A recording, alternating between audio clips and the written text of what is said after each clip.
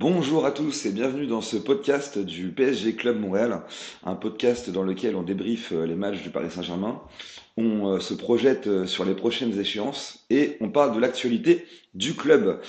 Aujourd'hui au menu, un débrief du match contre l'Olympique de Marseille, un match qui a eu lieu ce soir, hein, parce qu'on débriefe à chaud, au Parc des Princes, une magnifique victoire, 5 buts à 0, qui ne laisse pas de place au doute. On va parler un peu du scénario, avec un doublé de Dembélé, quand même 5 poteaux pendant le match. En fait, s'il y a 7-0, c'est pas déconnant. Une démonstration collective qu'on n'avait pas vue depuis un long moment, collective, puis une démonstration également physique. Donc c'était vraiment un match très intéressant. Des individualités retrouvées. Ousmane Dembélé, doublé, passe décisive. D'autres joueurs à mettre en avant, Joao Neves, qui a fait des courses qu'on n'avait pas vues aussi depuis plusieurs mois. Nuno Mendes qui fait un match, il marche sur l'eau. Donc on parlera de ça. Est-ce que le PSG voulait envoyer un message? Du moins c'est ce qu'a dit Ousmane Dembélé en conférence de presse à la fin du match. Et on reviendra sur le caractère historique de ce match. Parce qu'en fait, le Paris Saint-Germain n'avait jamais gagné par 5 buts d'écart contre l'Olympique de Marseille. Il y avait eu un 5-1 juste après le 4-0 contre Barcelone en 2016, au Vélodrome d'ailleurs, avec une passe cachée. Je ne sais pas si vous vous souvenez de Pastore pour Cavani. Pour Cavani? Ce geste, je me rappelle, c'est la beauté, la poésie qu'on aime. Voilà. Donc, euh, donc voilà. Avant de commencer ce podcast, je voudrais revenir sur le match qui a été diffusé en fait à l'Union française par le PSG Club Montréal. C'était vraiment un moment exceptionnel. Ça faisait longtemps d'ailleurs qu'on n'avait pas été aussi nombreux. On l'a diffusé dans la grande salle. On devait être peut-être une petite centaine, quelque chose comme ça. Et c'était des chants, des cris. Et j'avais un petit goût de retour de finale de Ligue des Champions. Un peu. Ça m'a rappelé ça. Et c'était vraiment cool. Je sais pas ce que vous en avez pensé, vous les gars. Ouais, clairement, l'ambiance était cool, c'est monté crescendo, un peu avec le match. Et entre le troisième et quatrième but, ça a vraiment explosé, on s'est bien marré. Et franchement, c'était un bon souvenir, un de plus, j'ai envie de dire, pour nous au PSG Club Montréal. Ouais, ouais, vraiment, vraiment, vraiment.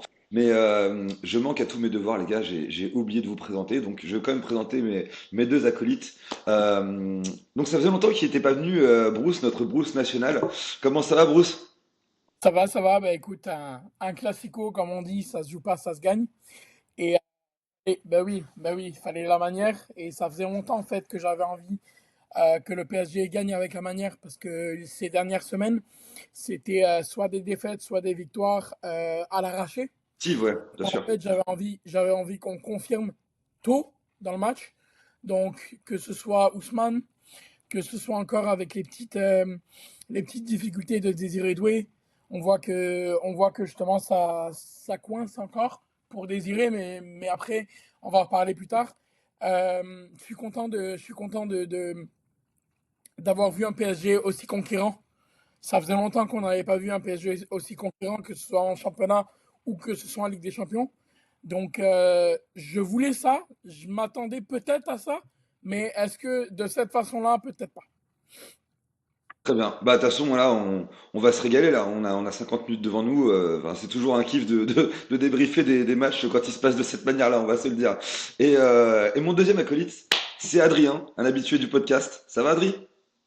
Salut Eddy, salut Bruce. Bah ouais les gars, ça va très bien, hein. Franchement, quoi de mieux qu'un 5-0 pour un petit classique. Bruce a bien résumé, on s'attendait à un gros match du PSG, on l'a eu sur tous les aspects du jeu, donc c'était vraiment top. Et limite, je suis deg qu'on n'ait pas mis un set de tennis ce soir parce qu'il y avait la place de mettre un 6-0. On n'était pas loin de ça, donc mais bon, on va pas faire la fine bouche. Merci Paris, c'était une très belle soirée, on s'est régalé. Ouais, tout à fait. Donc, avant de commencer ce podcast, je voudrais vous rappeler de vous abonner à toutes les plateformes des réseaux sociaux du PSG Club Montréal, notamment celle de YouTube.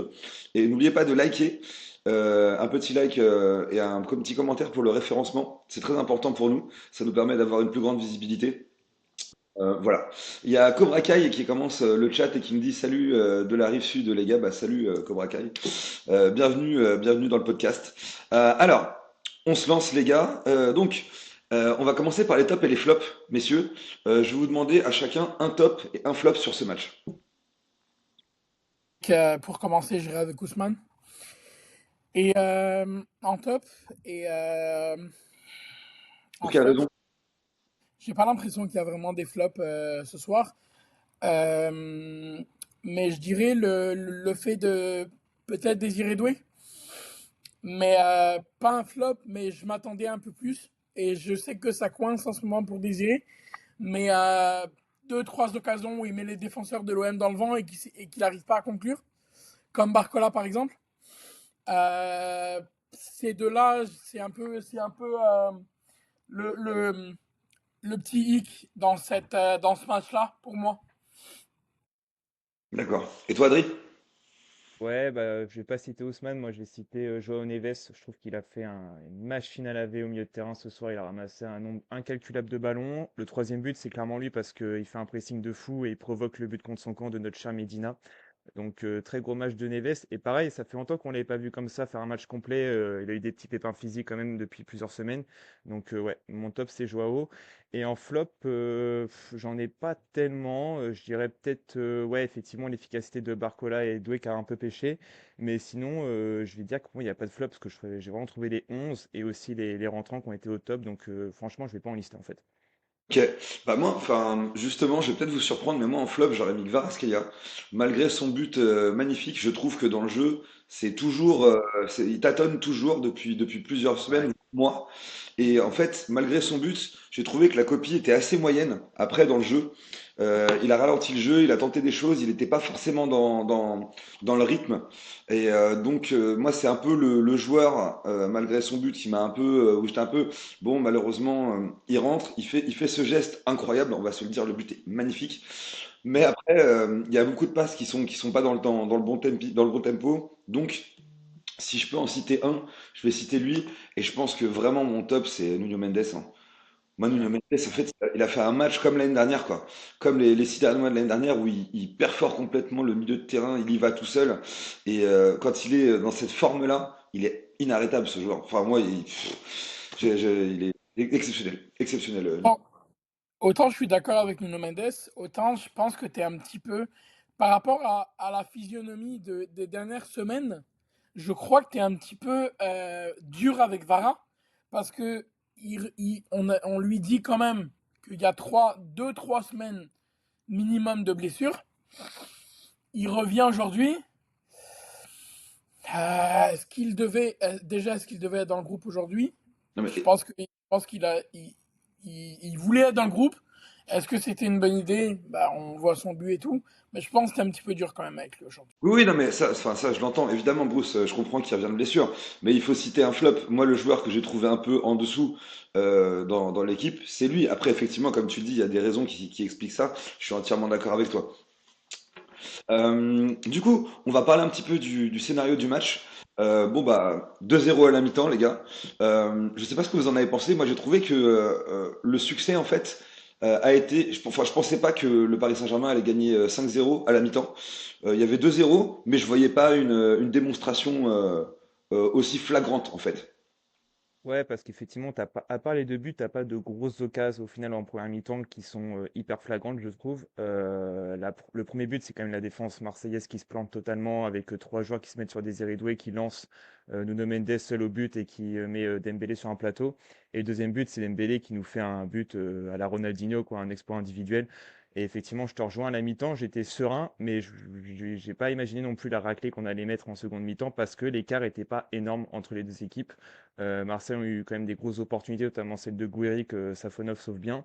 Mais c'était assez équilibré, je trouve, en première mi-temps, dans l'ensemble, que ce soit dans les duels, les actions et les occasions en général, quoi. Et toi, Bruce, qu'est-ce que t'en as pensé, je vous, de cette première mi-temps? Euh, Bah, je dirais en fait quand même une première mi-temps malgré tout maîtrisée, j'ai l'impression, par le Paris. Est-ce que de là à dire, est-ce que c'est logique à, à la mi-temps de se dire qu'on va mettre 5-0? Peut-être pas. Mais comme j'ai dit à plusieurs personnes là-bas, s'il y a l'opportunité de mettre, on sait que c'est nos rivaux et tout, donc s'il y a l'opportunité de mettre une toise, comme on dit, à une équipe, et que c'est bien Marseille, pourquoi s'en priver honnêtement? Ouais, et puis Parce qu'à un moment donné, c'est vrai que ça fait longtemps qu'on attend cette démonstration. Il y a eu un 4-0, mais là, ça fait plaisir et puis ça arrive à un moment de la saison hyper important. Ouais. Voilà. Et c'est Ouais. le moment où on les Là, attendait là. 2-1, c'est un moment important. 2-2, les Marseillais qui ont commencé à chialer pour Bah, fallait que bien ce qu'ils n'est- trouvent quelque chose. non mais parce que ils disent que notre victoire du Trophée des Champions c'est pas normal, on voulait les remettre en contexte. Maintenant c'est fait. L'ég- Et L'église au milieu du village. voilà. Donc pour moi c'est ça. Et regarde, ça aurait pu l'addition aurait pu être beaucoup plus corsée parce qu'on a eu quatre poteaux transversales. Il y en a eu quatre. 5, je crois, hein. Euh, Je crois 5, mais un hors jeu. oui, oui, si on le compte exactement, 5. C'est quelque chose quand même. Donc oui, c'est 5-0. L'addition aurait pu être beaucoup plus corsée. Après, comme je l'ai dit tout à l'heure, j'avais envie de voir un PSG à réaction. Et c'est ce qu'on a vu. Que ce soit en première mi-temps ou que ce soit en deuxième mi-temps, si tu dois concrétiser au vu de la première mi-temps que tu as fait, ben, c'est ce qu'on voulait, on l'a eu. Maintenant, malgré tout, tu n'es plus en Coupe de France. Un mal pour un bien parce que tu joues deux matchs de barrage supplémentaires. Donc, le PSG qu'on voulait à réaction, dans les prochaines semaines, a intérêt à continuer comme ça. Ouais, je suis d'accord. On passe le bonjour à Flo qui nous dit salut les gars. Salut Flo. Effectivement, je suis assez d'accord avec toi. Et pour vous, enfin, à quel moment vous pensez que on s'est rendu compte qu'en fait il y allait avoir une vraie toile, comme t'as dit Bruce. Moi, je pense que vraiment c'est sur ce retour de deuxième mi-temps où on les voit vraiment morts de faim, à continuer absolument à presser. Et là, je me suis dit, bon, ils vont en prendre une belle les Marseillais parce que, enfin, je me souviens d'être en train de regarder le match. Et avant le troisième but, je parlais à un de mes acolytes et je lui dis, juste avant le troisième but, je lui dis, mais ils sont en train de se faire ouvrir les Marseillais. Vraiment. Je les voyais s'infiltrer. Je voyais Joao Neves en train de se balader du milieu de terrain et j'étais là en mode, ouais, mais ils vont en prendre une. Ça va être compliqué pour eux.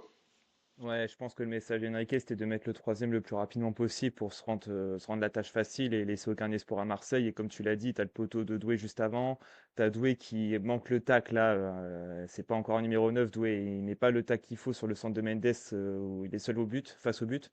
Et effectivement, tu as bien raison. On a vraiment appuyé fort sur l'accélérateur autour des vestiaires. Et après, ça a été un enchaînement et on met les trois buts en un quart d'heure quasiment.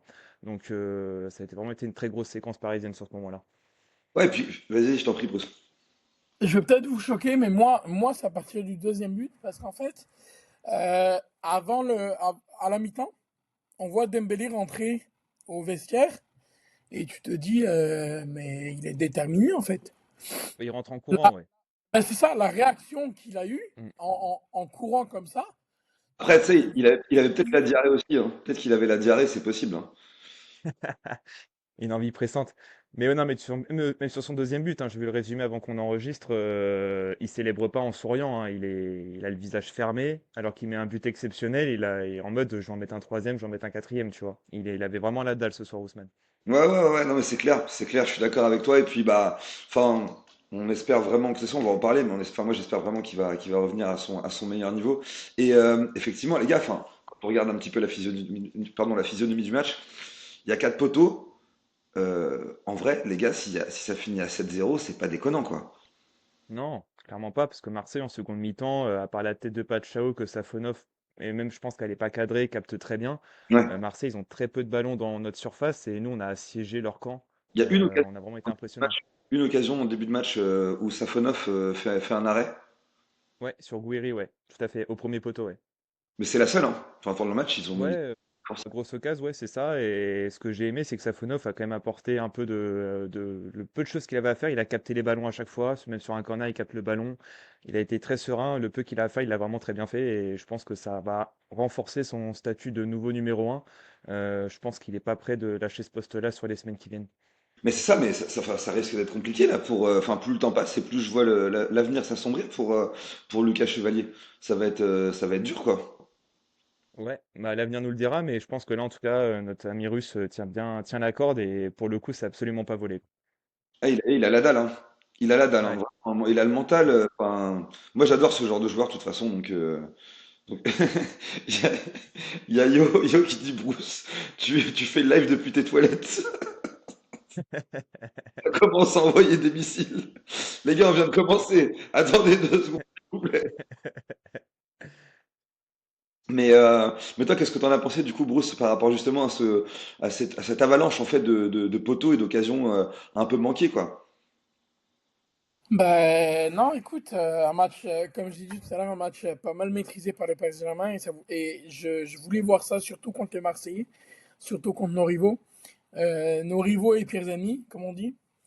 Euh, on s'est régalé en fait. On s'est régalé que ce soit par les performances de Warren Zaïre-Emery, de Marquinhos, de Pacho, de Nuno. Euh, peut-être un peu moins Mayulu en vue, mais Vitinha et Joao, on les a vus beaucoup, que ce soit au milieu ou que ce soit comme on a vu sur le fameux but contre son camp du fameux joueur qui a dit hier que avec le trophée des champions, ça allait être une revanche aujourd'hui.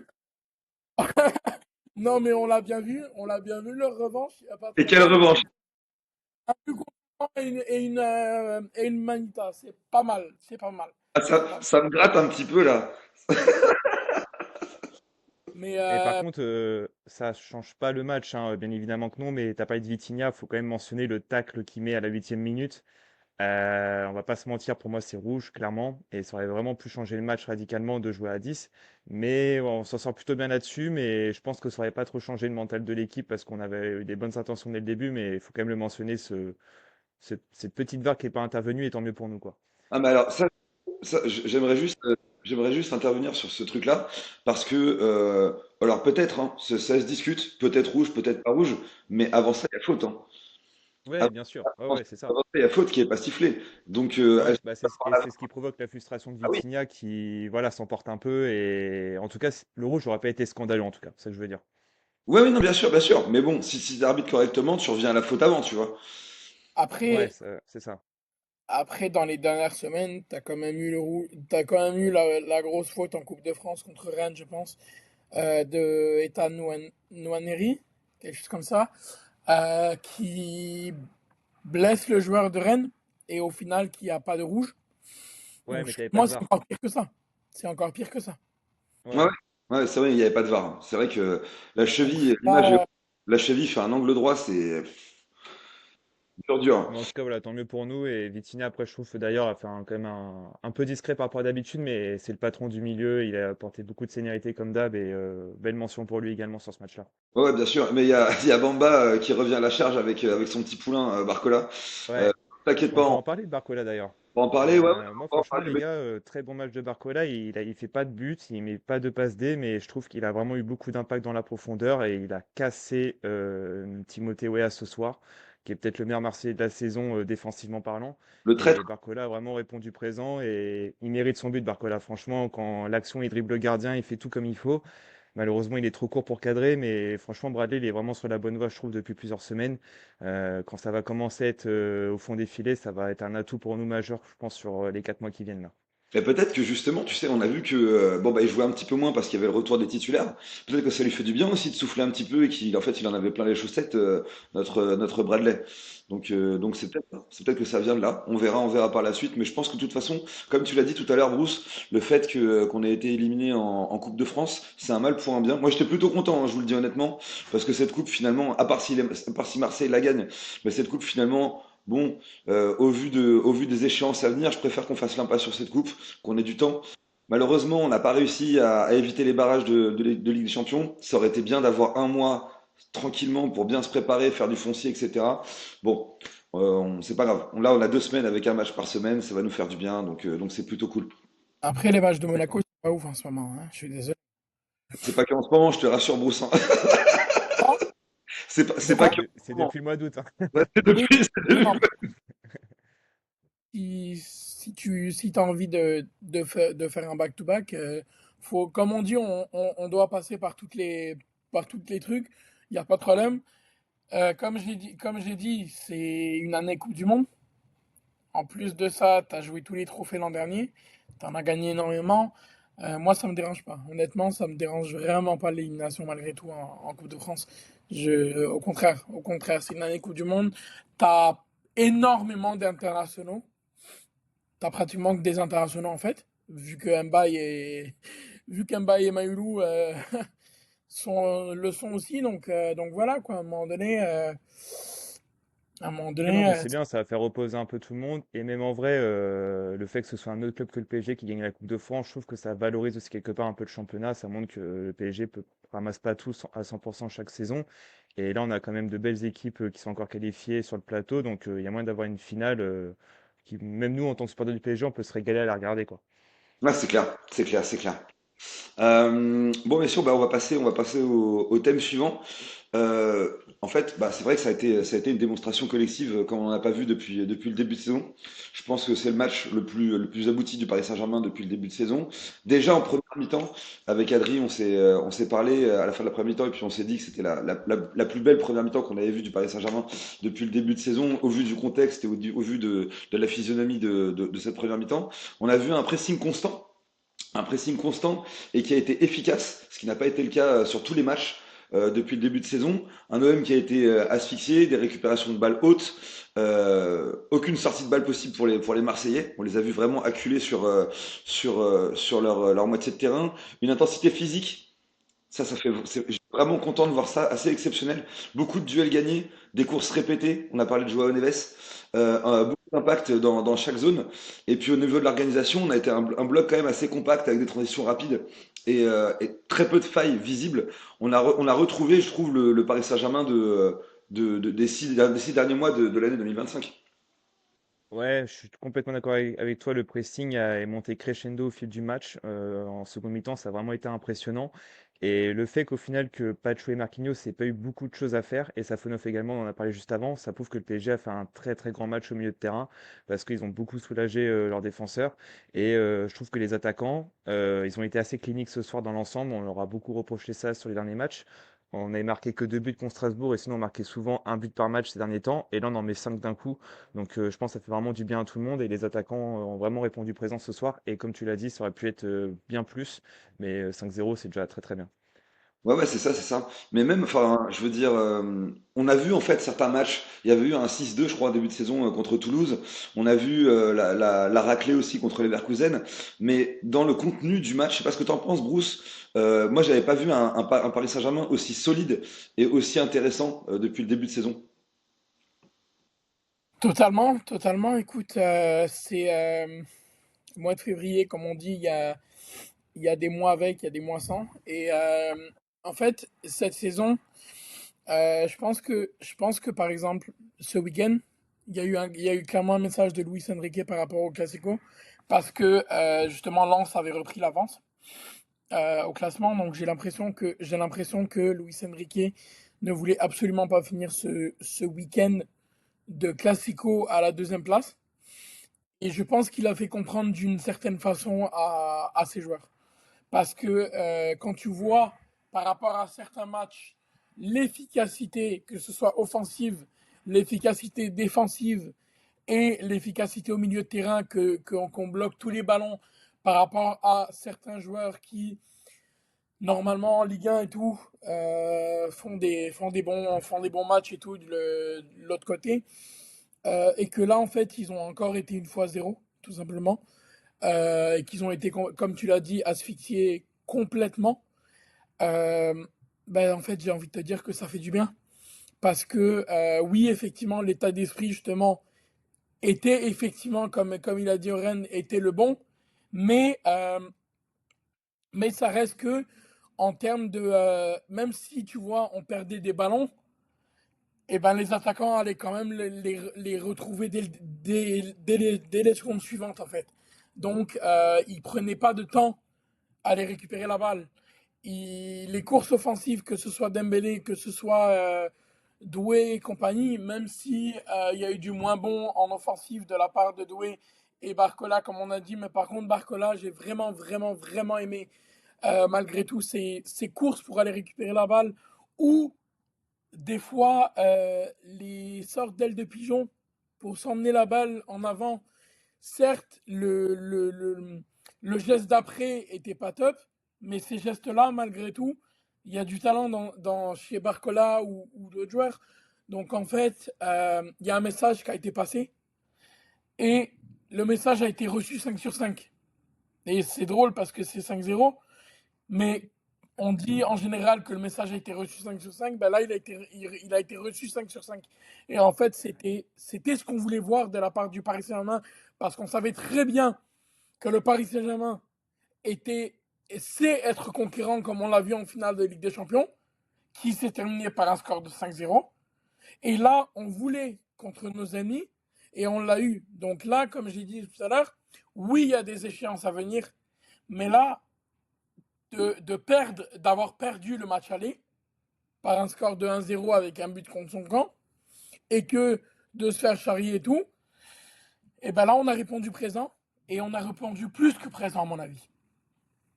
C'est vrai, c'est vrai. Mais en fait, il y a un truc qui est intéressant. Moi, j'avais entendu dire que il travaillait le foncier depuis plusieurs semaines, le physique aux entraînements pour être justement prêt à remettre les joueurs d'aplomb. Ça s'est vu. Enfin, on a vraiment vu au niveau de l'impact des transitions et des courses répétées. On a vraiment vu que ce Paris Saint-Germain, c'est ce qui lui faisait défaut en fait depuis le début de saison. Au-delà des blessures. On l'a vraiment vu et je te rejoins là-dessus, Bruce. C'est vrai que ça fait plaisir. Ça arrive au bon moment et on verra avec Rennes. Là, ils ont encore une semaine d'entraînement pour se préparer. Après, bon bah c'est Rennes. On va jouer un Rennes qui est quand même malade avec un Big Bay qui est en grand danger au poste d'entraîneur. Mais de toute façon, le pauvre lui depuis le départ, il est pas du tout soutenu par sa direction. Et puis après, bah c'est les barrages de Ligue des Champions. Donc encore une semaine pour se reposer, pour bien travailler. Et j'espère qu'ils vont être en capacité de répéter tout ça. Mais effectivement, comme tu l'as dit, Bruce, il y avait certains gestes de Barcola. Bon, lui, la finition, c'est quelque chose qui malheureusement, pour l'instant, il n'y arrive toujours pas.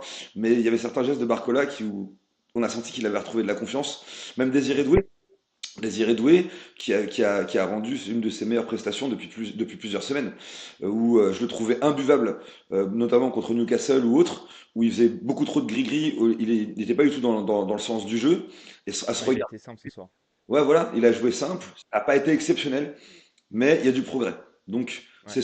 c'est ce qu'on demande et c'est de bonne augure parce que c'est maintenant qu'il faut que ça s'améliore et qu'il commence à développer justement certaines choses. D'ailleurs, je voudrais passer un bonjour à Bruno Salomon qui a entendu parler du podcast a priori et qui pourrait éventuellement nous écouter. Donc, Bruno, écoute, bien le bonjour à toi. Nous, on adore ce que tu fais en tout cas, ça fait longtemps qu'on te suit.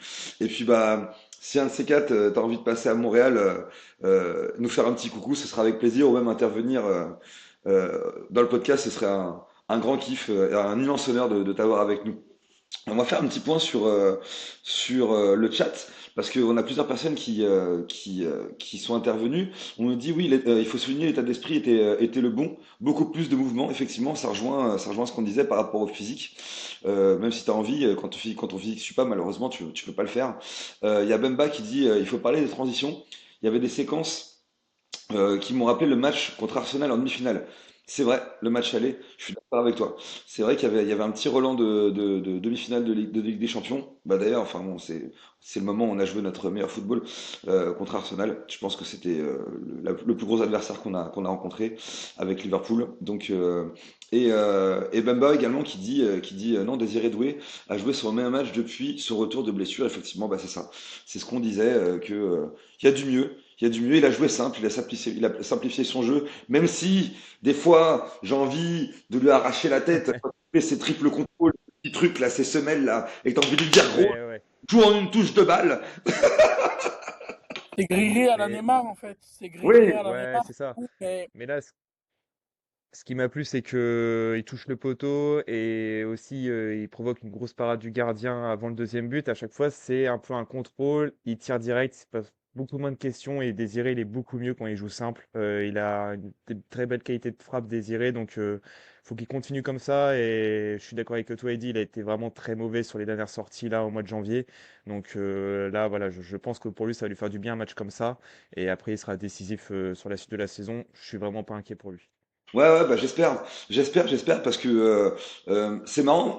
Enfin, ces dernières semaines, on avait retrouvé le Désiré Doué des 6 premiers mois de l'année dernière, quand il venait d'être transféré, et qu'il voulait montrer, il voulait marquer, il voulait montrer, et se compliquer la vie. Et c'est vrai que c'est quelque chose que j'ai du mal à comprendre moi avec les joueurs parce que en fait, je pense que tu te rends bien compte quand même que quand tu joues simple et que tu joues dans le sens du jeu, eh ben, ça fonctionne plus. Pourquoi est-ce que tu vas te remettre des bâtons dans les roues, à faire des gestes en surplus, etc. C'est peut-être une façon de se remettre en confiance. Je sais pas, faudrait peut-être en parler un de ces quatre si on a l'occasion d'interviewer un joueur professionnel, mais c'est quelque chose que j'ai jamais compris, moi. Tu vois, tu le vois que ça roule quand tu joues plus simple et que tu joues pour l'équipe. Mais après, c'est vrai que c'était quelque chose qui était quand même de mise avec plusieurs joueurs de l'équipe qui se regardaient un petit peu jouer, notamment Gvara, où on sentait que c'était un peu moins fluide, un peu moins collectif, un peu plus moi je veux briller aussi. Donc c'est bien. Si le message de Luis Enrique, comme tu l'as dit, a été reçu 5-0, on va pas dire 5 sur 5, c'est parfait, c'est parfait. C'est vrai qu'également, on a oublié Bamba dit Warren. Yo aussi. Ouais, bien sûr. Warren, Mais Warren, il est tellement bon depuis le mois d'août que, en fait, enfin depuis le mois d'août, il y a eu un petit peu de mal en début de saison, mais on va dire depuis le mois de novembre, il est exceptionnel et en fait, on n'en parle plus tellement. Pour moi, c'est le meilleur joueur du PSG cette saison, il n'y a aucun débat. Là encore ce soir, il se trouve il est droit parce qu'Hakimi est suspendu et il est extrêmement solide. Il s'est jamais fait déborder, que ce soit Pachao ou je ne sais qui. Voilà, il a blindé son côté quoi. Donc Warren, on n'en parle plus tellement il est bon et je lui souhaite vraiment de continuer comme ça et de le voir à la Coupe du Monde avec l'équipe de France parce qu'il mérite. Bah, c'est juste en fait que concernant Warren, justement, ça faisait longtemps en fait que je voulais justement, comme on a vu les difficultés qu'il a eu en début de saison. Mais là, le truc, c'est que Luis Enrique, et comme il a dit la dernière fois, oui, euh, j'ai 11 joueurs sur le terrain, mais j'ai besoin des 22, 23. Donc en fait, ce qui se passe, c'est que Warren, tu as cette faculté de jouer en fait n'importe où. Et en fait, là, il remplace encore Hakimi, mais les matchs qu'il fait dans les dernières semaines, c'est un remplacement de Hakimi. Donc c'est sur le côté, en défense. Et là, il est impeccable dans les dernières semaines. Donc j'ai envie qu'il continue comme ça, parce que oui, le match que Hakimi a fait la semaine dernière était un peu moins bien, mais faut pas oublier. Ouais, Hakimi là, une petite pause du foot pendant encore une ou 2 semaines, je pense que même lui sera pas contre quoi. là, faut le mettre un peu de côté et qu'il revienne bien, quoi, tu vois. Ouais, c'est ça, Mais exactement. j'ai aussi aimé par contre deux belles rentrées.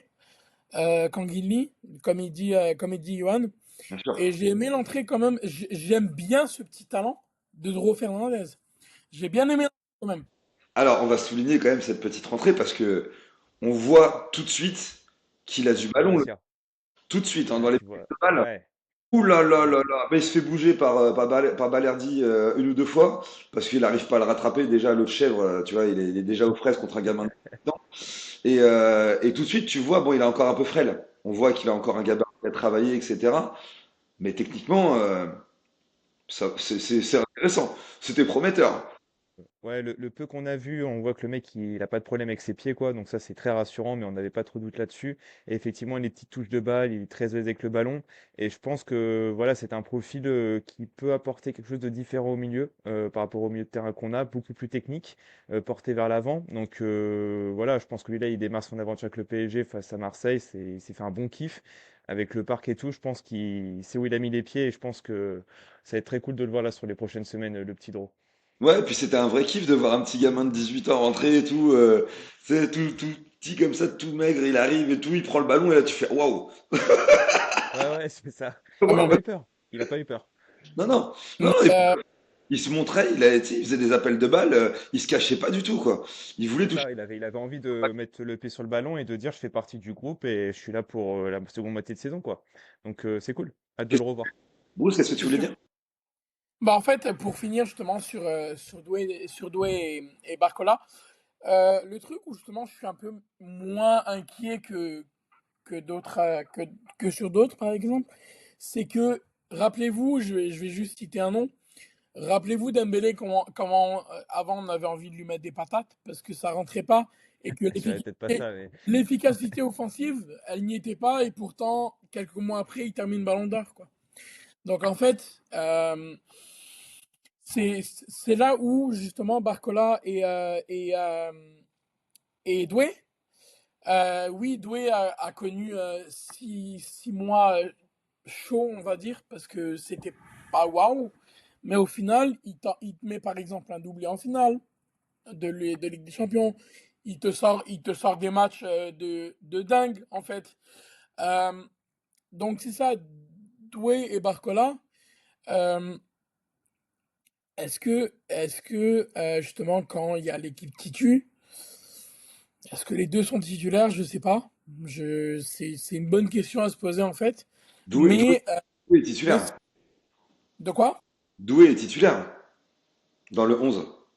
Est-ce que Barcola l'est, Non, justement? C'est non, ça non, le non, truc. non, non, non, il n'est pas. Donc normalement, t'as Kvara, Dembélé et Doué.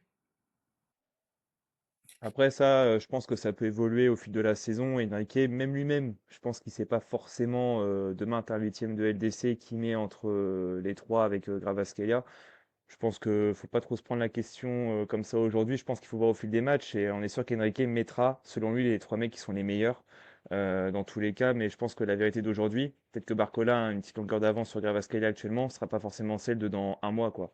Donc on a juste la chance d'avoir quand même trois ailiers performants. Vaut mieux avoir ça qu'en avoir que un, quoi. Donc on va laisser Enrique faire ses choix, quoi. Ouais, ouais, je suis assez d'accord avec vous, les gars. On va continuer justement sur les individualités. Moi, j'en avais sélectionné trois. Donc, le premier, c'est Ousmane Dembélé, notre Ballon d'Or, qui revient très très bien, qui avait déjà mis un but exceptionnel il y a quelques semaines, un lob d'une qualité folle, qui n'a même pas d'ailleurs été élu meilleur but du mois en Ligue 1. Je ne sais pas ce qu'il leur faut, mais bon, bah, pourquoi pas après tout. Aujourd'hui, il nous fait un match plein, leader offensif comme on l'attendait depuis un moment. Il met un but. Je pense que si tu le fais à FIFA, tu te fais une foulure des doigts. Tellement il faut, avec le joystick, je sais pas comment est-ce qu'il a fait le truc, mais en tout cas, Balerdi et Medina, les pauvres. Medina, il essaye de l'attraper, il appelle sa mère, tu vois. Le- Et donc voilà, on a vu et ça fait vraiment plaisir. On a vu qu'il avait eu un début d'année assez compliqué, avec pas mal de blessures. Il y a eu des histoires de contrats, etc. Et puis bah, on a l'impression que là tout est oublié et puis qu'il peut commencer sa saison sereinement, notre ami Ousmane. Ouais, c'est ça. Bah, finalement, au final, je trouve que depuis le mois de janvier, il est quand même bien. Alors peut-être contre Newcastle, il est passé à côté. À Lisbonne, c'était pas si mal que ça. Je parle vraiment des gros matchs. Mais je trouve que là, Dembélé, depuis janvier, quand même, il fait un bien fou. Il y a un PSG avec et sans Ousmane, c'est évident. Et là, ce soir, il a enfilé le costume de patron de l'attaque, en fait. Il a impulsé le pressing. Il a emmené Barcola et Edo avec lui pour presser voilà, les défenseurs marseillais et le gardien. Et il a été clinique. C'est ça qu'on demande à Ousmane, c'est de plus avoir 36 tirs pour mettre un but. Là, il frappe deux fois, il marque deux fois, dont un but dont lui seul a le secret. Donc, c'est du très grand Ousmane. Et j'ai vite fait écouter son interview après le match. Ils sont hyper bien physiquement et il voulait envoyer un message ce soir. Et je pense que le message a bien été reçu. Et maintenant, on l'attend en Ligue des Champions, notre ballon d'or. Ouais, ouais, c'est clair. T'en as pensé quoi, toi, Bruce, d'Ousmane? Ah, c'est surtout ça, comme il a dit mon acolyte Adrien. Euh, Ousmane, bien physiquement, dans les derniers mois, c'est pas arrivé souvent. Et en fait, ça peut faire énormément de bien au Paris Saint-Germain. Parce que Ousmane, bien physiquement, bien en bonne santé et tout, et chirurgical comme il sait l'être, que ce soit la saison dernière, dans les derniers mois, et là, en janvier et aujourd'hui, ça peut énormément, comme j'ai dit, ça peut énormément faire du bien, mais les individualités, c'est sûr qu'on doit avoir des individualités, oui, mais pour moi, c'est un collectif. Et pour moi, j'ai envie que le collectif brille, et pas juste des individualités comme avant, par exemple avec Mbappé. Oui, non, mais Là où- j'entends. C'est là où justement j'ai envie de revoir ce collectif qu'on a eu la saison dernière, parce que la saison dernière, le collectif était tellement beau, en fait, que j'ai envie de revivre ces émotions. Oui, bien sûr, mais c'est juste que là, on fait un focus sur Oui, certains oui. joueurs, c'est... Sinon, les individualités de ce soir, je vais dire. Attends, mais justement, j'en ai sélectionné trois. Pour l'instant, on se focus sur Dembélé. Donc, effectivement, c'est vrai, il y a Bamba qui dit il faut parler de la gestion de Luis Enrique avec lui. C'est vraiment fort. C'est vrai que il l'a pas fait jouer pendant longtemps, alors qu'il était à moitié blessé. Il a commencé à avoir une espèce de querelle un peu entre les deux, où il voulait jouer, il le faisait pas jouer, etc. Il l'a mis dans le formol. Je sais pas si vous vous rappelez, mais dans un podcast précédent, moi j'avais critiqué justement la gestion du cas Ousmane Dembélé parce que il l'avait fait rentrer c'est contre Munich. Il le fait rentrer, il est pas prêt, il se blesse, Titulaire. Il est titulaire titulaire. absolument alors qu'il était en miettes. Euh, Mm. Moi je mettrais un bémol sur la gestion de Luis Enrique. Je pense qu'on aurait pu mieux faire avec Ousmane Dembélé. Tant mieux, ça se passe bien en ce moment, c'est le momentum important de la saison. Mais moi la gestion de Luis Enrique, bon, je pense que ça aurait pu être mieux. Je sais pas ce que vous en pensez les gars. Après, voilà, on n'est pas dans l'intimité du vestiaire, on ne sait pas trop ce qui se passe au quotidien au campus, donc c'est un peu difficile de juger. Mais moi, ce qui compte, c'est que Dembélé soit en forme maintenant en février-mars, parce que c'est là où tout va jouer et c'est parti pour être le cas. Donc voilà, s'il a loupé quelques matchs en début de saison, qu'il était rentré trop tôt en phase de ligue ou sur les matchs de Ligue 1 en octobre-novembre, j'ai envie de dire, je m'en fiche un peu, tu vois. Moi, ce qui compte, c'est qu'il soit au top là maintenant et voilà. Visiblement, c'est le cas, donc tant mieux pour nous et on va croiser les doigts pour que ça continue, quoi. Ouais, qui continue à mettre de belles lucarnes et à humilier C'est ça, les défenseurs adverses. exactement. Donc, notre deuxième focus, on va parler un petit peu de Joao Neves. Joao Neves qui, vraiment, là, pour le coup, j'en avais oublié ses courses vers l'avant complètement frénétiques. Vous voyez, comme l'année dernière, là où il partait en mode numéro 9 à faire des sprints entre le milieu et la défense. Il l'a refait ce soir. On voit que c'est un signe quand même d'une amélioration de la condition physique du joueur qui est aussi, il n'a pas été épargné par les blessures aussi depuis le début de saison. Bruce, qu'est-ce que tu en penses, toi, de ce regain de forme, justement, de Joao Neves? Mais en fait, Joao, comme on dit, il est petit, mais il est monstrueux en fait. Et comme il dit Oren, oui, Joao Neves, parce que je veux dire, il est tout petit, mais c'est un monstre. C'est un monstre. Il est, il est doué tactiquement, techniquement. Il a combien de poumons en fait, ce mec? Parce que, parce que tu vois que il respire la sérénité en fait. Lui et Vitinha, outre la faute de Vitinha, comme tu disais, Adrien, encore ce soir, ils respirent la sérénité, les deux.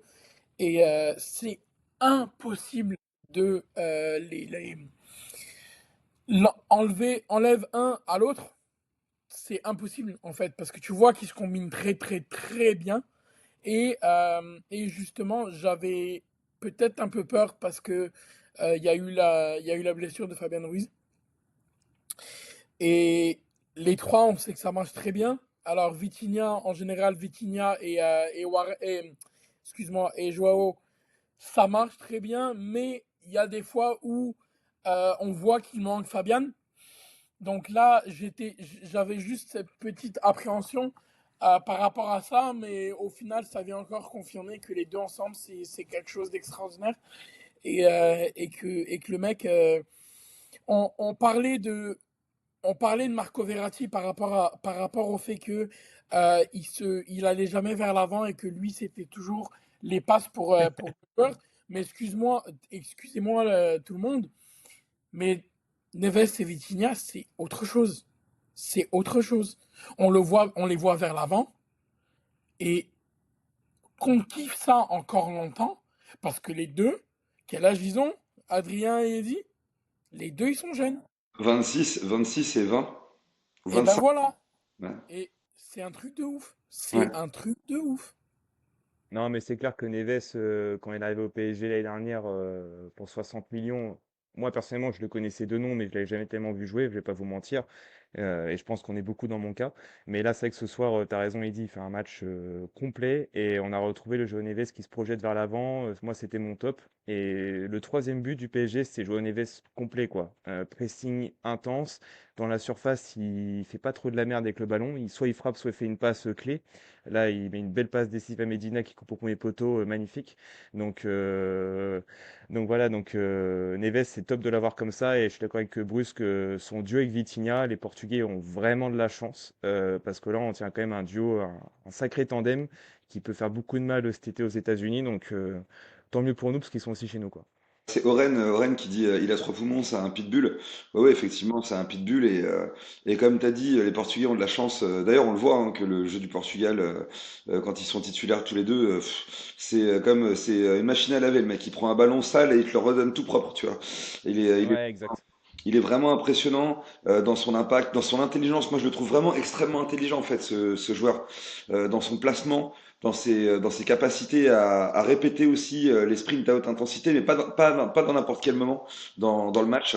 Il a vraiment un côté déstabilisateur pour le milieu et la défense adverse. Et effectivement, moi non plus, l'année dernière, quand il est arrivé au Paris Saint-Germain, je le connaissais de nom. Et, euh, et quelle adaptation, les gars! Un an, Ouais, c'est clair. il a été titulaire, il a mangé tout le monde et puis tout le monde le veut. Enfin, et puis il a un côté vachement attachant. Voilà, c'est un Ouais, joueur c'est ça. avec son petit maillot rentré dans son short, tu vois, tout propre, le petit écolier. Et ouais, c'est Yacine Amnel, je sais pas si vous connaissez de Paris United, il disait que c'était son chouchou. Bah ouais, enfin, je comprends complètement, Yacine, si tu nous regardes, t'as tapé dans le mille, hein.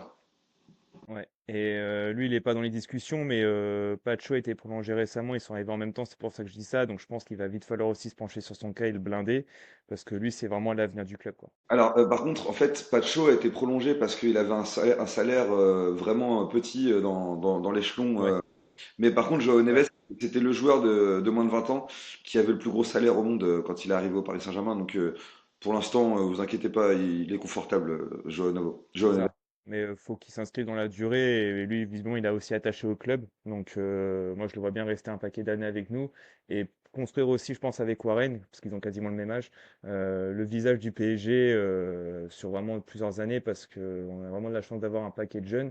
Et je voulais aussi mentionner ça. On fait quand même le match avec deux Titi titulaires ce soir, mine de rien. Je pense pas que ça arrivait très souvent sur des classicos. Et les deux ont globalement fait leur match. Mais Alou peut-être un peu en deçà. Mais c'est à noter parce que c'est cool d'avoir des titis comme ça titulaires et qui font le taf, quoi. Après, Mayoulou est passé décisif. Et qu'est-ce que tu voulais dire sur Joao Neves, du coup, Bruce? Parce qu'on t'a coupé, désolé. Non, non, pas de problème. Non, non, pas de problème. Joao Neves, comme, Joao Neves, comme j'ai dit tout à l'heure, c'est un monstre. C'est un monstre, en fait. Mais ce que j'aime par-dessus tout, c'est la gestion de Luis Enrique. Que ce soit, je veux dire, on l'a critiqué par le passé pour des problèmes de gestion, comme on dit, mais j'ai envie de dire qu'on laisse faire Luis Enrique parce que on l'a vu avec Dembélé, on l'a vu avec Fabien Ruiz quand il est arrivé, on l'a vu avec Vitinha. Euh, il a fait partir des joueurs alors qu'on lui disait non, non, non et tout. Mais on voit ce qu'est devenu le PSG avec Luis Enrique. Et il, au détriment de certaines stars, comme on dit, et ben regardez ce qui est devenu Vitinha, Joao Neves et compagnie, que ce soit le milieu de terrain, que ce soit en attaque, je veux dire, à un moment Ouais, donné, il a peaufiné ah, des joueurs, clairement. Il a rendu des joueurs bien meilleurs et c'est ce qu'on demande à un entraîneur, c'est de rendre les joueurs meilleurs. Et pour le coup, Enrique, en 2 ans et demi, le travail, il est vraiment considérable. Et quelqu'un l'a dit dans le chat, sur le cas de Kanglingli, par exemple. Moi, j'étais le premier à vouloir le voir partir cet été, je vais être honnête. Mais là, il faut voir que Kanglingli fait une saison vraiment top. Même encore ce soir, il fait une très bonne rentrée, il met un joli but. Et je pense que c'est aussi la patte Enrique de vouloir prendre le temps avec des joueurs. Pas comme De Zerbi, où lorsqu'un joueur lui plaît pas, il le dégage. Je prends l'exemple de Murillo.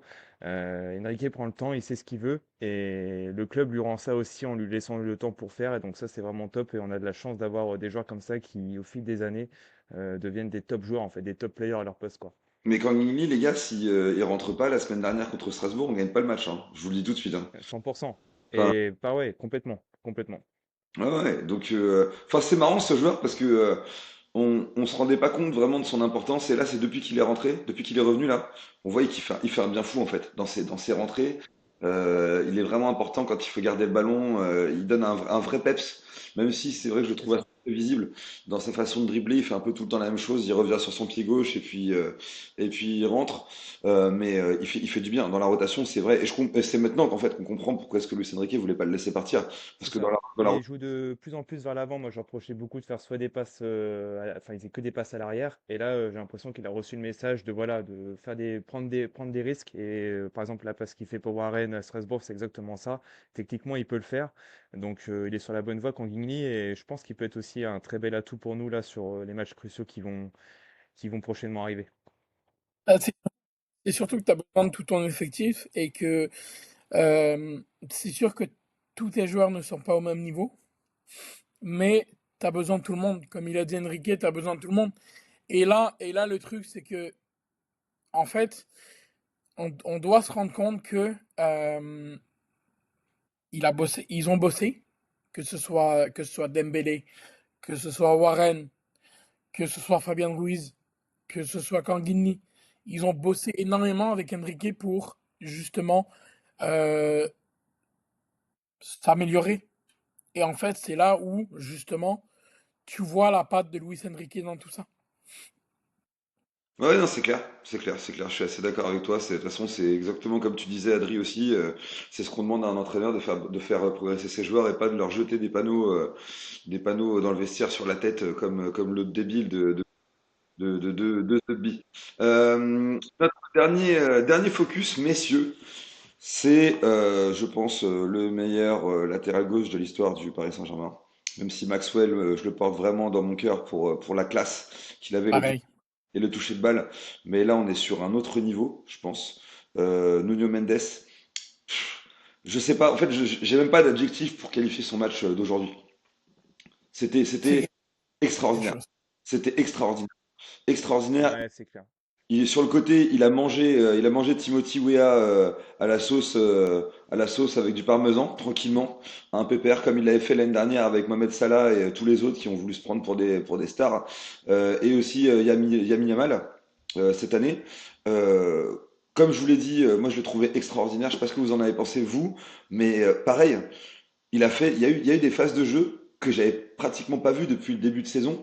Et c'est pareil, en fait, j'ai l'impression que tout se goupille pour que ça commence là à se lancer, comme Yo le disait, ça commence là, ça s'ouvre, enfin ça se lance. Et Nuno Mendes fait partie justement de cet engrenage là qui est en train de se lancer. C'est clair. Ouais, non, mais clairement, je valide avec toi le fait que ce soit la meilleure latérale gauche de l'histoire du PSG dès maintenant, parce que voilà, Maxwell, on l'adore, mais Mendes, c'est un niveau au-dessus. Le nombre de fois où il prend la balle dans sa surface et qu'il élimine deux trois joueurs sur des coups de rein, mais ça arrive très souvent dans un match, on se rend pas compte, mais il y a très peu de latéraux qui savent faire ça. Et ce que j'adore, c'est que techniquement, quand il est dans la zone de vérité, il fait rarement le mauvais choix quand même. Tu vois, il s'est frappé, c'est un très bon passeur décisif. Par exemple sur Dembélé ce soir. Non, franchement, Mendes, moi je me mets dans le top 3 des joueurs du PSG cette saison. Parce que mine de rien, les blessures, lui, il arrive à passer au-dessus. Physiquement, il est très très serein, alors que ces deux, trois premières saisons au PSG, c'était pas trop ça. Donc Mendes, clairement, je te rejoins et dit un joueur hors norme et je pense qu'on se rend pas compte de la chance qu'on a de l'avoir également quoi. Et le Portugal également. Le Portugal, Saint-Germain. Et C'est ça. Bah, c'est surtout en fait avec Nuno que euh, je vais peut-être être un peu dur avec lui, mais c'est surtout que c'est une exigence en fait chez lui que c'est soit ou tout ou rien. Parce que il y a plusieurs matchs où il est passé à côté, que ce soit l'an dernier en Ligue des Champions par exemple contre l'Atlético, où il fait une erreur dégueulasse et comprend le deuxième but. Ou tu as des matchs où, par exemple, tu vois la semaine dernière contre Strasbourg, c'est lui qui t'offre la victoire. À un moment donné, Nuno, c'est quelque chose de magnifique, en fait. Cette histoire avec Nuno, que ce soit Nuno, que ce soit Kimi, mais là, je veux dire, c'est Nuno parce que euh, il est jeune, mais il est extrêmement fort. il Et est en pas terminé. fait, il est pas terminé, Bruce, hein, je te le dis, hein, il peut encore progresser, hein. Il a Non, encore non, une. Ouais, ouais, mais ouais. clairement, clairement. Mais en fait, j'ai envie de voir justement cette tenue irréprochable qu'on dit à Nuno pendant toute la saison. Parce que là, comme on dit, il y a des matchs avec et il y a des matchs sans. Et malheureusement, quand c'est des matchs sans, c'est vraiment sans. Et c'est un peu tous les joueurs en fait, oui. Mais c'est juste que quand tu passes à côté de ton match, tu passes réellement à côté de ton match dans le Mendes. Je trouve qu'il a progressé, je vois ce que tu veux dire en vrai, mais je trouve qu'il a progressé. Désolé pour ma voix, j'ai trop crié tout à l'heure, j'ai l'impression d'être un adolescent en train de muer, mais c'est la faute à l'Union française. Mais je trouve qu'il a progressé justement. Je suis d'accord, il y avait des matchs l'année dernière où il tentait des choses, il passait complètement au travers, mais j'ai l'impression que c'est ce match contre Liverpool où il se passe quelque chose dans sa tête. Et en fait, je sais pas si vous vous souvenez, mais Luis Enrique l'avait bridé en fait pendant une saison où il l'empêchait de monter et on se plaignait Ouais, ouais. tous de se dire mais pourquoi est-ce qu'il ne le fait pas monter, ça sera un atout offensif, etc. Et moi je pense qu'en fait Luis Enrique il lui a dit tant que tu sais pas défendre, t'attaques pas. Donc tu vas rester, Ouais, exact. tu vas C'est apprendre possible. à défendre en tant que latéral et quand tu me montreras que tu sais défendre, je te donnerai un peu plus de liberté et on voit que ça change tout. Encore une fois une gestion 10 sur 10 de la part de Luis Enrique. Ouais, je suis d'accord avec toi et je rejoins Bruce. Effectivement, Nuno, il nous a coûté des buts importants en Ligue des Champions ces dernières saisons. Il y avait des trous d'air des fois sur le marquage, mais là, ça fait longtemps qu'il l'a pas fait quand même. Et ça rejoint sûrement ce que tu dis, Eddy, c'est qu'il est devenu un bon défenseur d'abord, avant de devenir un super offensif. Et ça fait 2 matchs qu'il finit ailier, hein. Là, ce soir, il finit devant, quoi. C'était le cas aussi contre Lille et même je pense que ce gars-là, il pourrait un jour, pourquoi pas nous dépanner à être ailier sur un match, quoi. Tellement il est impressionnant et qu'il est bon dans la zone de vérité. Donc, ouais, c'est du très grand Nuno ce soir, encore une fois. On a 5 minutes, Adrien, ou est-ce que tu dois nous quitter? Non, allez-y, c'est bon, ouais. 5 minutes, c'est good. Ah, on va aborder un dernier thème, à moins que vous vouliez rajouter quelque chose, messieurs. C'est bon, tout est dit Rien à dire. pour 2-3 focus, parfait. On va aborder un dernier thème, c'est justement le match référence. Donc, on le dit en fait depuis le début du live, on voit des choses qu'on n'a pas vues depuis le début de saison. Est-ce que pour vous, ce match est le match référence de cette saison 2025-2026 pour le Paris Saint-Germain? Ouais, pour moi, c'est le cas parce que j'ai pensé à Leverkusen, mais Leverkusen, tu as eu des trous dans le match où tu te prends un but Carton rouge. bizarre avec Zaberni et Chevalier. Un carton rouge aussi. Euh, voilà, c'est ça. Donc, c'était pas un match complet. Après, il y avait quoi d'autre comme match hyper marquant? Le match contre Rennes. Bon, c'est Rennes en face. J'ai rien contre eux, mais voilà, comme tu l'avais dit, c'était un club qui était pas très bien. Donc 5-0 contre Rennes, c'est pas une référence non plus. Et en Ligue des Champions, il n'y a pas eu non plus de match référent dans le sens où pendant 90 minutes, on a été impeccable. Et là, ce soir, ça a vraiment été le cas. Face, quand même, faut le dire, à une équipe de Marseille qui a quand même de très bons joueurs et qui fait une saison peut-être très difficile pour eux sur différents aspects, mais qui a prouvé cette saison qu'ils étaient capables quand même de s'imposer face à de nombreuses équipes. Et pour moi, ouais, c'est match référence parce que pendant 90 minutes, on n'a eu aucun trou d'air. Et le PSG a été hyper réaliste et hyper conquérant et très solide défensivement, on prend pas de but. Donc pour moi, oui, c'est match référence qui lance notre saison qui commence pour nous en février au final, quoi. Pour moi, je vais parler, oui, de match référence, mais je te rejoins un petit peu, Adrien, aussi, parce que l'an dernier, ça a été dur quand même, la campagne de Ligue des Champions. Malgré tout, on était 25e à un moment donné, et plus. Euh, mais le match référence, ça a été Manchester City. On s'en rappelle très bien d'ailleurs. J'étais Pas avec moi d'accord. aussi. Je suis pas d'accord, je suis pas d'accord. Pour moi, Ah, c'est si. non, non, pour moi, c'est le déclic, mais c'est pas le match référence parce que tu es mené 2-0. T'es Non, à non, Rennes. On prend le non, bouillon le quand même, hein. déclic, Ouais. le déclic, excuse-moi, mais un match référence pour la fin de match. Match référence pour après le déclic, parce que le match référence, malgré tout, oui, oui, comme tu me dis, c'est le déclic, oui, effectivement, mais la fin de match nous appartient complètement. La fin de match de Manchester City, elle nous appartient complètement. Après les deux buts, ils ont été pris complètement, en fait. Oui, c'est Oui, ça. Mais pour moi, City, tu vois, c'est une autre histoire, c'est celle de l'année dernière. Et pour Oui, moi, après, voilà, il y a de l'eau qui a coulé sous les ponts. Et moi, je parle vraiment de cette saison où, voilà, on a fait les non, 6 premiers effectivement. mois post-Coupe du Monde des clubs. énormément de blessés. Au final, on a tenu la baraque en LDC, même si je regrette quand même le fait qu'on finisse 11e. En Ligue 1, on est quasiment leader à la trêve, parce qu'on tient voilà, le rythme de Lens qui fait une saison hors norme. Mais pour moi, là, ce match-là, pour moi, il va vraiment lancer notre moitié de saison, parce qu'on a vraiment vu nos 11 joueurs titulaires et même les remplaçants qui ont été au top physiquement et techniquement. Et c'est ça qu'on attend du PSG. Donc c'est pour ça, pour moi, ça lance la saison, dans le sens, c'était vraiment un match référence avec un grand R, quoi. Après, les gars, après, j'ai envie de vous dire que on démarre notre campagne européenne quand même pas mal cette saison. Et après, on se fait rattraper. Mais je préfère de loin, malgré tout, se faire rattraper et on termine 11e que la saison dernière où on a des matchs qu'on doit clairement gagner, comme par exemple l'Atlético et tout, et finir comme ça en fait. Ah mais les gars, on a le pire groupe des phases de poule de Ligue des Champions, hein. Tous nos adversaires, ils ont tous fini. Je crois qu'il n'y en a pas un seul, hein, qui a été éliminé. Ils passent tous. Il y a que Bilbao qui passe pas, ouais.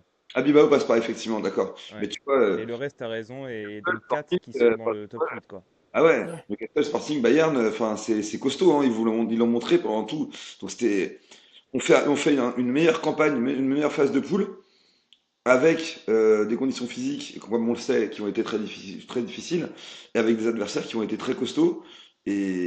Enfin, pas grand-chose, malheureusement, on fait les barrages, mais pas grand-chose à dire de ce côté-là. Donc oui, oui, bah pour moi, enfin moi juste, je vais donner aussi un petit peu mon ressenti. Je te rejoins complètement, Adrien, sur ce que tu as dit. Match référence dans le sens où effectivement on a dominé de A à Z ce match. Ils n'ont pas respiré. On a vraiment rendu une copie très propre. Et pour terminer, c'est que même les entrants ont fait la différence. On a vu qu'il y a eu un vrai impact de ce côté-là. Et c'est là où tu vois que dans sa globalité, en fait, le match a été maîtrisé de A à Z. Et c'est cool que ça se passe contre l'Olympique de Marseille. Donc c'est ça, c'est la petite cerise sur le gâteau. Messieurs, bah, je pense qu'on a fait le tour. Là, on est à 1 heure tout pile. Je voudrais remercier déjà les personnes qui ont été là et qui nous ont regardé sur le chat. Euh, N'hésitez pas à liker et à commenter ce live et à vous abonner à la page du PSG Club Montréal. On vous embrasse en tout cas. Merci messieurs, Bruce et Adri, d'avoir participé à ce podcast. C'était un vrai kiff en tout cas. C'était du miel, on va se le dire, hein, ce petit podcast, un petit délice. Nous, on se revoit après le match de Rennes la semaine prochaine, vendredi ou samedi. On verra quand est-ce qu'on peut le faire, mais je pense qu'on va en faire un.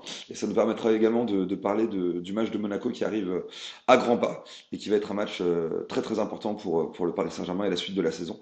Donc merci messieurs. Peut-être un petit mot pour terminer. 5/5.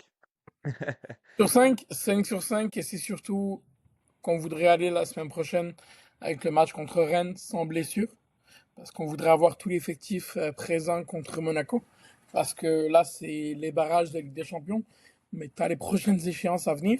Donc, t'as une course, comme on dit, une course très serrée avec Lens pour l'instant, pour le championnat, et tu as un barrage de Ligue des Champions à jouer. Donc, il y a des grosses échéances qui arrivent. Donc, on veut tout l'effectif à disposition, et Luis Enrique le veut aussi. Bah, que Dieu t'entende alors. Euh, on le souhaite en tout cas.